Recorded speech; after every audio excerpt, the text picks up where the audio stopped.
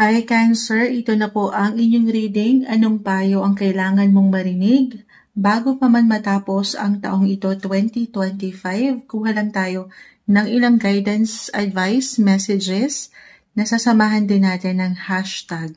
Proud ako sa'yo, Cancer. Andito na tayo, huling buwan ng taon. Proud ako sa'yo, umabot tayo hanggang dulo.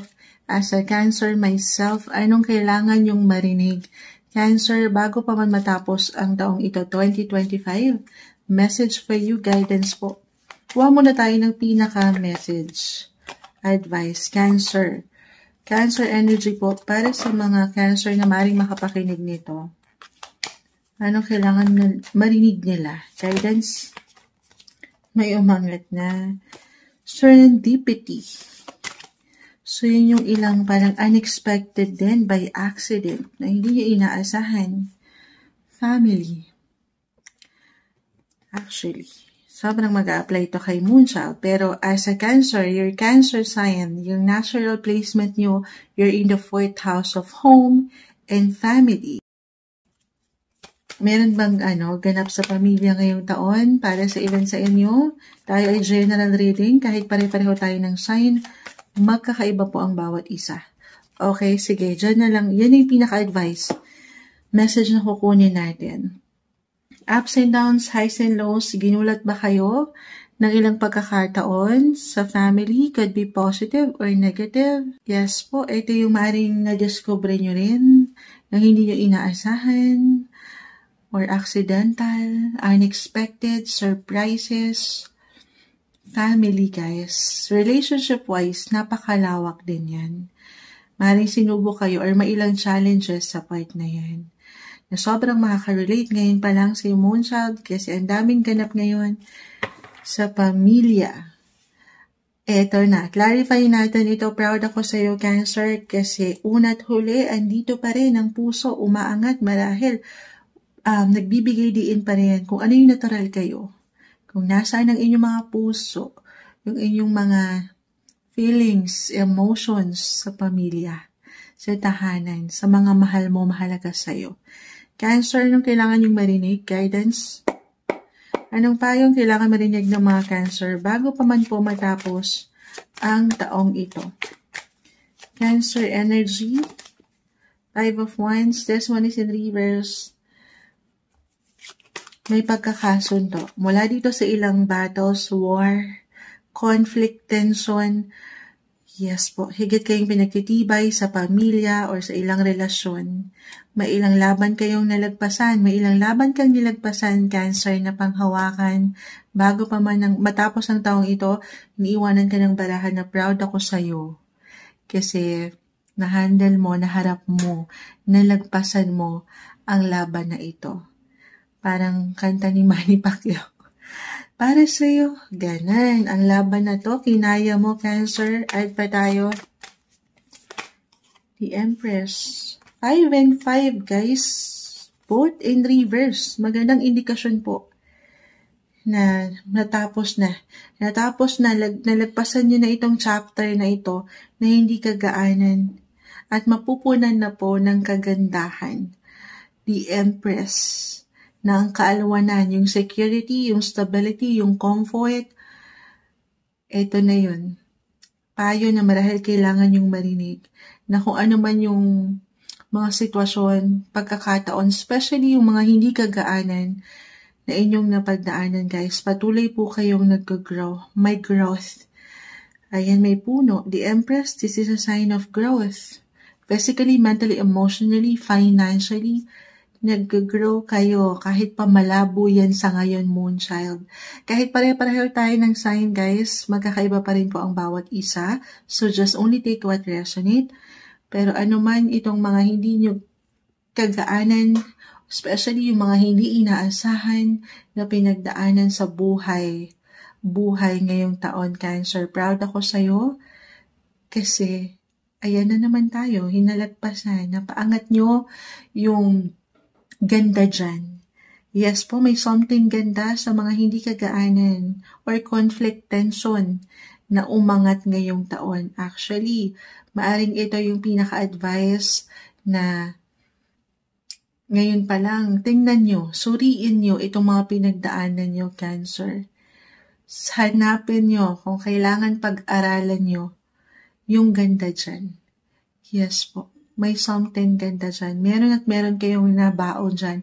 Nag-grow kayo ngayong taon. Higit kayong namulaklak. Okay, nagbubunga itong mga pinagdaanan nyo para sa mas ikagaganda ng inyong buhay. Mas sabi ko nga, ikasisecure, ikatatag sa pamilya. Lalo kayong pinapatatag po or pinatatag ng buhay this year.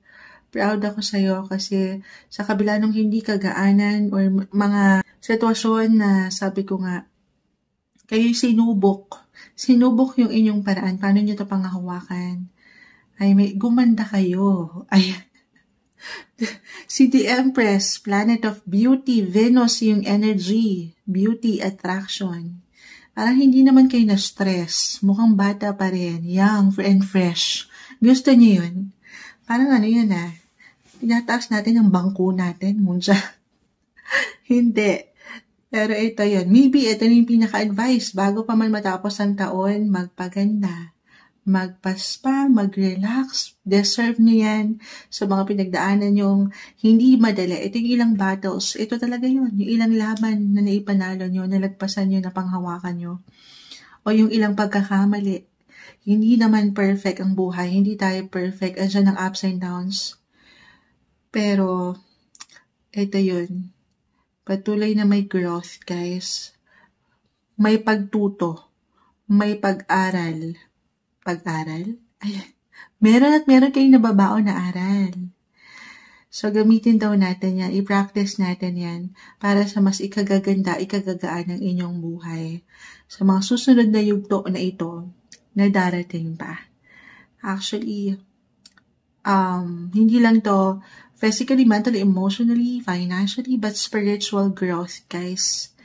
Yakapin nyo itong opportunity na ito na higit kayong magkaroon din ng connection pagdating sa inyong mga faiths. Maging ano pa man ang inyong religion, ganun yung energy na aking nakukuha. Meron bang ilang katotohanan na umangat? Meron bang na-reveal sa inyo? At itong katotohanan na to, guys, hindi ibig sabihin ay may patungkol na sa pamilya or sa ibang tao, pero higit sa inyong sarili. Meron ba kayong katotohanan na paangat? Meron ba kayong nadiskubre na bago or pagbabago sa inyong sarili? Na in a way parang, sandali, hindi ako ito. Hindi ako to. Hindi ako yun. Parang ganon. Sabi ko nga, walang perfect. Pero, namulat kayo. Okay? Or mamumulat kayo. Ito yung pinaka-advice, mamulat na tayo sa katotohanan. Dito sa mas merong kaalwanan or sa mas tama. Okay, mas balance. Mas matutulungan nyo ang sarili na kayo'y mag-grow, mas mag-mature. Okay? Diba may hugot? Doon pa lang. Pero patuloy na may ganda sa kabila ng hirap na ito Kahit pa moonshot, wala pa rin, hindi pa rin maganda ang mga sitwasyon. May something ganda dyan. Para sa ilan ba, meron bang ito hindi kailangan mag-apply tayo po ay reversal. For some of you, maaring, this card kasi is a pregnancy card, guys. Meron bang nagdalang tao? May baby blessing ba? May growth sa family? Ayan. Meron bang dalawa lang ito? It's either diretso ako, This is for some of you guys. As a Cancer myself, ngayong taon, nawala ang aking father. Ayan, meron pang lumisan.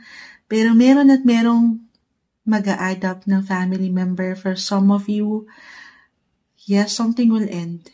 Ito yung ilang accidental experience nyo, serendipity, yung mga hindi inaasahan, pero napanghawakan, something will end to make room for something new beginnings, new chapters sa inyong buhay. Yakapin nyo ang opportunity na ito para patuloy kayong mag-grow sa family, sa relationship na meron kayo, or sa inyong mga sarili. Higit kayo nagmamature, higit kayong gumagaan ang buhay. Kahit pa sa mga pagkakataon na parang part of yourself ay hindi nyo rin maintindihan. May ilang shadow na hindi okay. Pero again, this is a reminder, maybe a message, yung pinakapayo, na ito na yun, simulan natin ang bagong taon. Salubungin natin ang bagong taon ng may ganda. Nang natuto tayo sa ilang hardships or struggle, difficulties, challenges, lalo pa yung mga hindi nyo inaasahan ngayong taon. Dumadaan tayo sa transitions, guys, transformation. May mga pagbabago. Para sa ikagaganda nyo pa, alam mo, parang sign na to.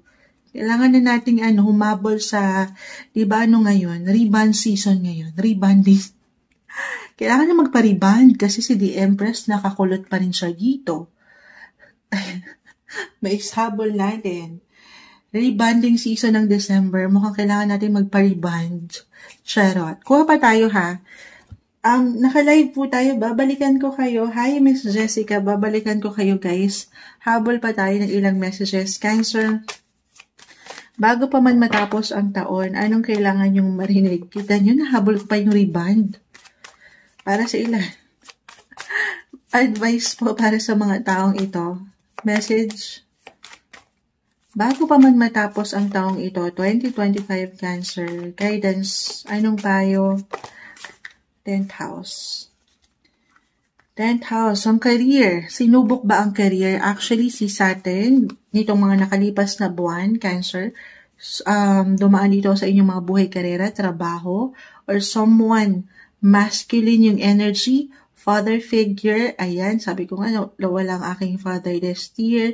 Saturn is the planet of challenges, difficulties, struggle. May ilang pinagdaanan ba kayo dito? Someone mature, or pagdating sa, ayan yan, negosyo man yan, ano man ang trabaho, may challenge kayong kinaharap dyan. Pero again, itong challenges po na ito, ay higit kayong pinagtibay. Actually, pinapatatag ang inyong reputasyon. Kung nakaramdam kayo ng ilang delays, or kabagalan, ilang glitch sa buhay karera, it could be a stepping stone, guys. Ngayon pa lang, umaangat. Higit kayong nakikilala. Higit kayong na-appreciate, nare-recognize sa inyong buhay paggawa. Yes po, hindi nyo pa man yan ma-realize. Yung mga challenges na yan ni Kuya, ni Big Brother, lagi kong nire-relate si Saturn. Again, Saturn, alam ko, bigla kong naipasok. Astrologically, Saturn entered your 10th house nitong mga nakalibas na buwan eh. Saturn is the planet of discipline, father figure, yung energy. Tinas kayo, pero napanghawakan mo. Proud ako sa iyo, Cancer. Ibinigay mo ang best mo, nagsikap ka, nanlaban ka sa kabila ng ilang challenges. Hindi naging madali, pero patuloy kang nag-grow. Kita mo may puno dito, the Empress card, napupuna kayo sa mga paraan na hindi nyo inaasahan. Or merong I feel tahimik lang na nakasilay sa inyong kakayanan. Cancer, add pa tayo. Parang kailangan ko pang mag-add. Ano pang payo ang kailangan marinig ng isang Cancer? Bago pa man matapos ang taon, 8th house. Again, this is about your personal transitions, transformation. Patuloy kayong dumadaan sa mga pagbabago sa inyong buhay. Maaring meron ngang ilang secrets, meron ba? Ilang napaangat na sikreto, may kaugnayan sa pera. May ilang pinagdaanan ba kayo sa pera na hindi madali? Pero ito po ay parte ng misyon, guys. Mapangahawakan, may solusyon, resolusyon. Hindi kayo nag-iisa. Paangatin yung maturity, paano natin i-handle ang money. Sa mas practical po kasi 8th house is about finances. Sobrang mag-a-apply din kay Moonshot. Marami tayong pinagdaanan, life in general this year. Hindi naging madali. May ilan maari sa inyong na-uncover na sikreto, na-reveal na sikreto, or uncover nung mga hidden na ganap sa inyong buhay. Maaaring meron kayong napaangat ngayon. Proud ako sa iyo, Cancer. Hindi nyo na sinarili ito. Pinaangat nyo na. Saan? Sa pamilya. Humingi na kayo ng tulong. Hindi kayo nag-iisa, Cancer. Meron kayong suporta sa paligid. Kahit pa sa mga pagkakataon na sobrang ginugulat din kayo ng buhay at merong difficulty. Proud ako sa iyo, Cancer, at nalagpasan mo at niyakap mo ang mga pagbabagong ito. Patuloy daw natin Gamitan yung mga aral na naibaon ngayong taon at pinatatag ka po ng buhay. Ito yung umaangat na guidance, advice, messages na marahil ay kailangan yung marinig bago pa man matapos ang taong ito, Cancer.